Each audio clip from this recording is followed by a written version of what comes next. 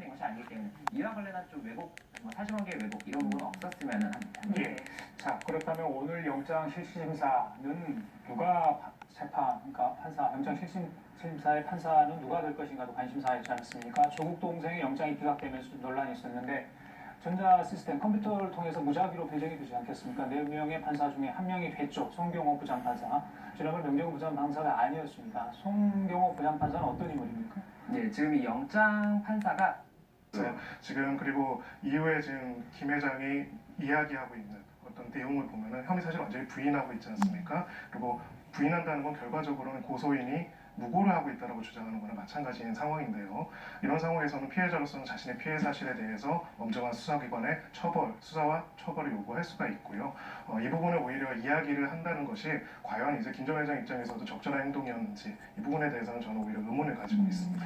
일반적으로 이제 성범죄와 관련해서 이제 고소를 당하고 나면 사실 합의를 한다거나 이제 고소가 취하가 되면 없던 걸로 되는 걸로 알고 계신 분들 상당히 많아요. 그런데 뭐 다 아시다시피 2013년도 6월에 친고죄가 폐지됐거든요. 그렇기 때문에 아무리 합의를 하고 그렇다 하더라도 뭐 합의한 이후에 고소할 수도 있고요. 그다음에 고소한 이후에 합의한다 하더라도 그 자체는 뭐 정상 참작성에 불과하지 처벌을 면하지는 않습니다. 야, 그렇군요. 예. 자, 김준기 전 동부그룹 회장의 지금 범죄 혐의까지 짚어봤습니다. 네.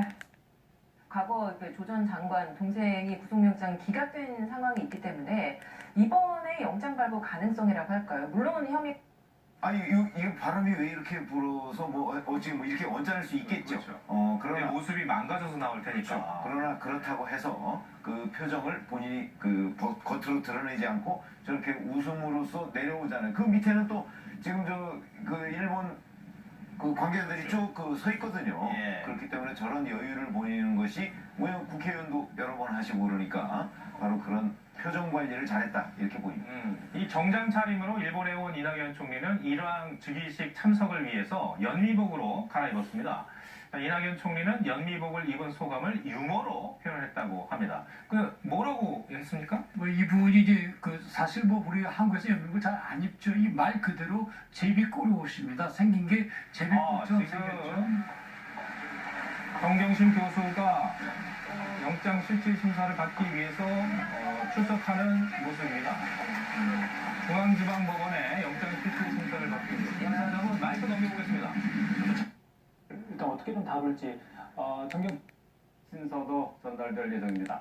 주장했던 아픈 병명에 대한 어떤 충분한 입증이 과연 됐을지 이 부분을 오늘 실질심사에서 검찰이 제출한 자, 지금 보셨습니다만 저희가 부득이하게 정경심 교수의 얼굴은 저희 자체적으로 공개하지 않기로 결정을 했기 때문에 김 교수 이에 대해서 어떠한 대답도 하지 않고 지금 계단을 올라가는데 변호인으로 보이는 분과 함께 뭔가 얘기를 하면서 지금 계단을 올라가는 모습 볼 수가 있었는데요. 다시 한번 영상이 준비되면 저희들이 다시 한번 보도록 하겠습니다. 정경심 교수가 조금 전 검찰에서 출발을 해서 법원에 도착한 모습 다시 한번 보실까요?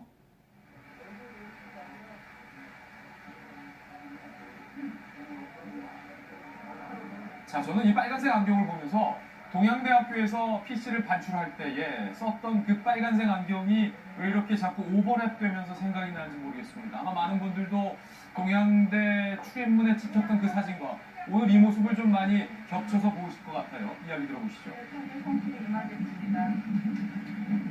표창장 위조한다는 인정하십니까?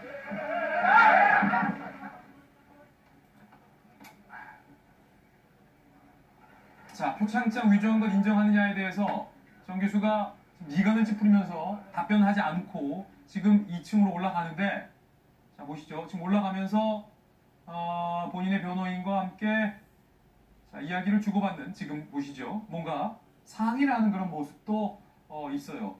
카메라 앞에서 상당히 긴장된 모습. 하지만 카메라가 빠지고 나서는 상당히 좀 여유가 있는 듯한 모습을 지금 보이고 있는데 자, 지금 이 모습 계속 보면서 안용환 의원 기자의 시각으로 봤을 때 좀 어떻게 보십니까? 이 모습? 저는 이제 오늘 도착할 때 물론 재판에 성실히 임하겠다는 것은 준비된 답변입니다. 어느 유력 인사 들어오면 항상 검찰 조사에 성실히 답변하겠습니다. 이런 이야기.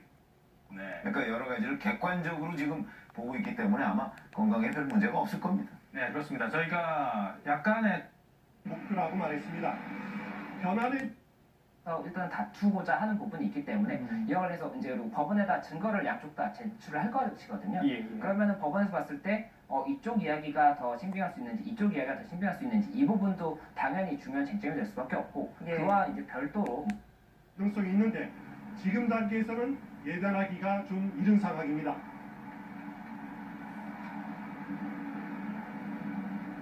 네. 지금 도쿄에 나가 있는 추은호 기자와 지금 이낙연 총리의 방일 내용을 지금 전달받고 있는데 지금 잠시 좀 중단하고 지금 정경심 교수가 영장 심사를 위해서 법원에 출석하는 모습을 잠시 보여드리겠습니다. 조금 전에 10시 10분쯤에 도착을 했는데요. 자, 지금 도착하는 모습 보고 계십니다. 자, 정경심 교수 기자들 앞에서 짧게 한마디 했는데요. 부탁드리겠습니다. 재판에 성실히 임하겠습니다. 표창장 위조한 혐의 인정하십니까? 검찰의 강압 수사라고 생각하시나요? 예. 보신 것처럼 정경심 교수 재판에 성실히 임하겠다라고 짤막하게 대답하고 들어갔습니다. 이어서 기자가 표창장 위조 혐의와 관련한 질문을 했었는데 아무런 대답을 하지 않았습니다. 자, 다시 한번 보고 계신데요. 오늘 오전 10시 반부터 진행이 변호인 측에서는 이에 관해서 의견을 제출을 하게 됩니다. 그럼 이제 법원에서 어떤 부분이 조금 의문이 있는지 이런 부분에 관해서 질문도 하고 그에 대한 답변도 받게 되는데 뭐 이번 같은 경우에 사실관계 자체를 다투고 있기 때문에 아마 변호인 측에서는 PT라고 해서 이제 컴퓨터에 화면을 띄워서 좀 이렇게 설명을 하는 그런 절차를 거칠 가능성이 높을 것으로 예상이 되고 이 절차를 거친다고 한다면은 아무래도 설명을 굉장히 자세하게 해야 되기 때문에 시간이 오래 걸릴 수밖에 없습니다. 그래서 몇 시간 이상은 걸리지 않을까라는 것이 조금 뭐 주변 법조인들의 관측이고 그리고 판단 자체는 뭐 최근에는 거의 새벽에 당일 새벽에 나오는 경우가 많기 때문에 이번에도 당일 새벽에 나오지 않을까 예정돼 있죠. 그 결과가 새벽에 나오고 들어가면 또 덥고 막 판단을 못하고 그냥 맨날 식으로 진행이 되나요? 그러니까 제 과정을 우리가 볼 수 있잖아요. 정경심 교수가 SNS를 통해서 본인은 억울하다, 검찰이 오바를 하고 있다 라고 계속해서 적극적으로 항변을 해왔어요. 나는 억울하다라고 항변을 해왔고 일정 정도 내가 검찰 수사에서 마치 피해를 받는 피해자의 모습을 지금까지 보여왔다는 거죠. 그 모습을 보면서 사실상 많은 국민들이 더 분노해 오지 않았습니까? 적어도 정경심 교수가 뭐 정무적 판단을 할 수 있을 만큼의 공인은 아니지만 공인 남편을 둔 부인으로서 상당히 사인으로서 할 수 없는 일들과 관련해서 혐의를 받고 있기 때문에 국민들에게 적어도 한마디 송구스럽다, 뭐 죄송하다까지는 아니더라도 송구스럽다, 송구하다, 저희는 그걸 기대했죠. 면목이 없다, 재판에 성실 받겠다, 그런 한마디 정도는 할 수 있는 거 아닌가라는 아쉬움. 너무 많은 걸 기대하나요 제가? 그쵸, 좀 많은 기대를 하신 것 같아요. 제가? 네, 근데 제가 전문가적 입장에서 봤을 때는 정말 한 발 한 발까지도 모두 다 리허설을 하고 생각하고 나왔다라는 생각이 듭니다.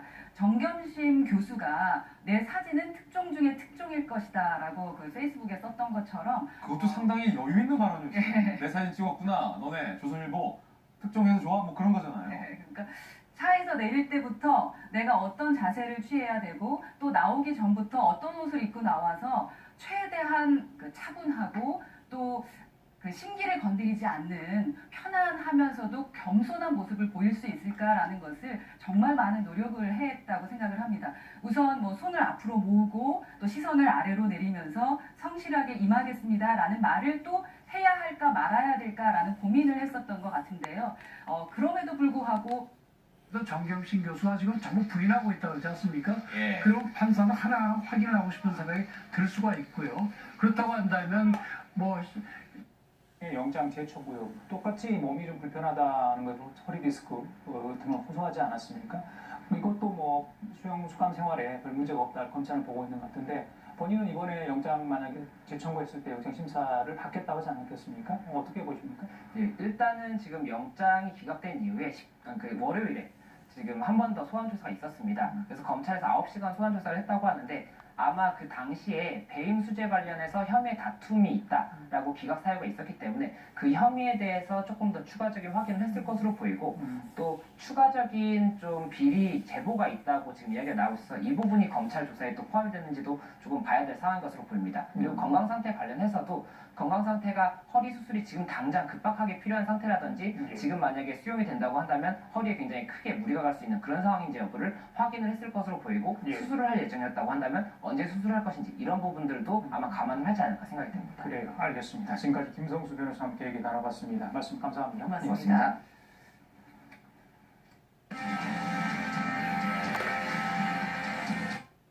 전원합의체는 오늘 오후 2시 A씨가 자녀들을 상대로 낸 친생자 관계 부존재 확인 소송의 상고심 판결을 선고합니다.